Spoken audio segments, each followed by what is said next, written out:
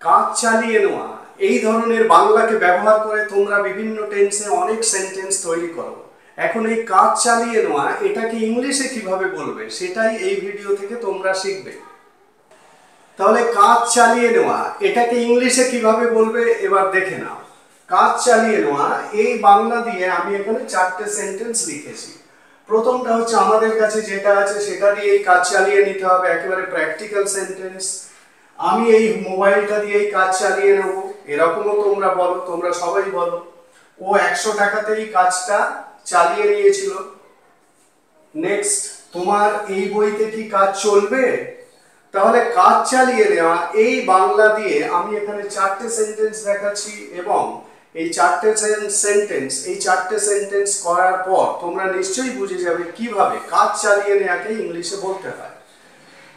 কাজ চালিয়ে নেওয়া এই বাংলাটাকে ইংলিশে বলতে গেলে তোমাদেরকে একটা ইডিয়ম ইউজ করতে হবে। ইডিয়মটা কি? ইডিয়মটা হলো মেক ডু উইথ। এই ইডিয়মটা ইউজ করতে হবে কাজ চালিয়ে নেওয়া এই বাংলাটাকে ইংলিশে বলতে গেলে। এবং কাজ চালিয়ে নেওয়া এটা হলো এর মিনিং। এবার এটাকে তুমি যে টেন্সে ইউজ করবে সেই টেন্সের গঠন অনুযায়ী সেন্টেন্সটাকে লিখবে। এখানে আমি তাহলে দেখিয়ে দিই, আমাদের কাছে যেটা আছে সেটা দিয়েই কাজ চালিয়ে নিতে হবে। এটা একটা বাধ্যতা, অব্লিগেশন। তাহলে আমি এখানে হ্যাভ টু ইউজ করব। We have to make do. আমাদেরকে চালিয়ে নিতে হবে, আমাদেরকে কাজ চালিয়ে নিতে হবে। We have to make do with. এটার বাংলা মানে কি হলো? আমাদেরকে কাজ চালিয়ে নিতে হবে, কারণ মেক ডু উইথ মানেই হচ্ছে কাজ চালিয়ে নেওয়া। মেক ডু উইথ মানে হলো কাজ চালিয়ে নেওয়া।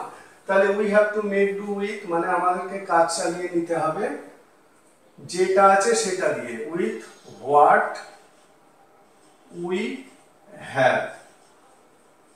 হোয়াট মানে যেটা, উই হ্যাভ মানে আমাদের আছে, যেটা আছে সেটা দিয়েই আমাদের কাজ চালিয়ে নিতে হবে। We have to make do with what we have. Next, আমি এই মোবাইলটা দিয়েই কাজ চালিয়ে নেব। তাহলে আমি আই উইল মেক ডু, যেহেতু ফিউচারে বলছি তাহলে I will make do with এই মোবাইল, দিস মোবাইল।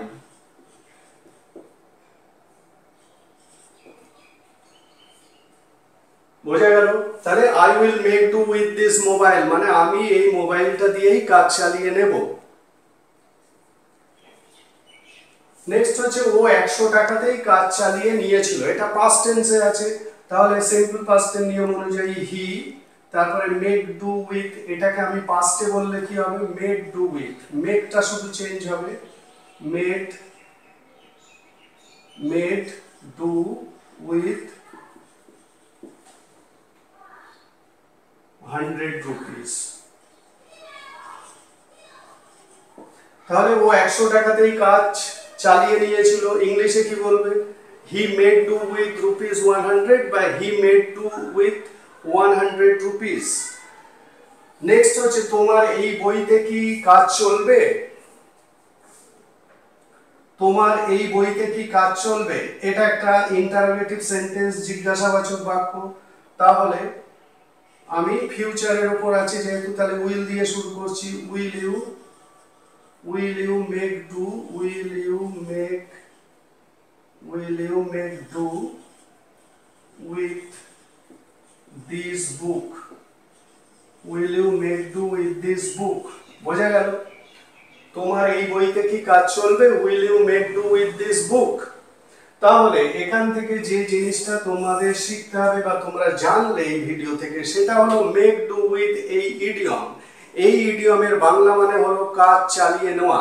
এবার কাজ চালিয়ে নেওয়া দিয়ে তোমরা যে কোনো টেন্সের নিয়ম অনুযায়ী সেন্টেন্স তৈরি করবে, তাহলেই হয়ে যাবে।